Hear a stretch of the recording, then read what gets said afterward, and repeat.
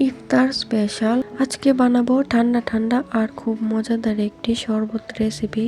আসসালামু আলাইকুম এভরিওয়ান। আজকে তৈরি করব আমি শরবতে মোহাব্বত বা মোহাব্বত কা শরবত। নামটা হয়তো আপনারা সবাই শুনেছেন।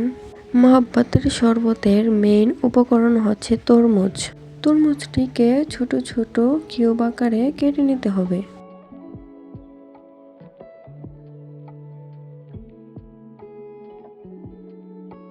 শরবতে মোহাব্বত বা মোহাব্বত কা শরবত তৈরি করার জন্য আমাদের প্রয়োজন ঠান্ডা ঠান্ডা লিকুইড দুধ।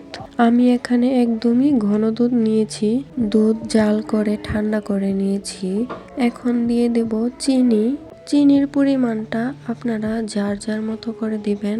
এখন দিয়ে দেব কিছু পরিমাণ ফুড কালার। আপনাদের হাতের কাছে রবজা না থাকলে আমার মতো এরকম ফুড কালার দিয়েও শরবতটি তৈরি করতে পারেন। যেহেতু আমি রবজা ব্যবহার করিনি, তাই ফুড কালারের সাথে 1 চামচ ভ্যানিলা এসেন্স দিয়ে দেবেন। এরপর দিয়ে দেবেন গুঁড়া দুধ।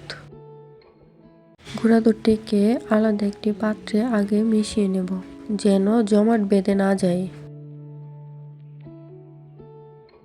ভালোভাবে মেশানো হয়ে গেলে এরপর পুরো শরবতে ঢেলে দেব। আর এই শরবতটা একটু বেশি ঠান্ডা খেতেই বেশি ভালো লাগে, তাই এখানে আমি কিছু আইস কিউব দিয়ে দিচ্ছি।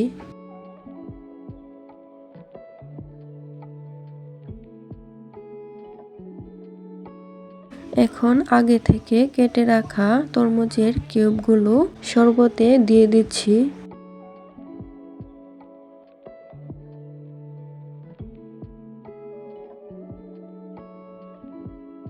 এখন সবগুলো উপকরণ মিশিয়ে নেব। ভালোভাবে মিশানো হয়ে গেলেই তৈরি হয়ে গেল আমাদের মোহাব্বত কা শরবত বা শরবতে মোহাব্বত। দেখতে যতটা সুন্দর হয়েছে, খেতেও ঠিক ততটাই মজাদার হয়েছে। এখন আমি একটি গ্লাসে পরিবেশন করছি। আশা করি এই রমজানে আপনারা ইফতারে এই শরবতটি একবার হলেও তৈরি করবেন। সারাদিন রোজা রাখার পর ইফতারে এরকম একটি শরবত থাকলে আর কি লাগে। ঠান্ডা ঠান্ডা এই শরবতের রেসিপিটি আশা করি আপনাদের কাছে খুব ভালো লেগেছে।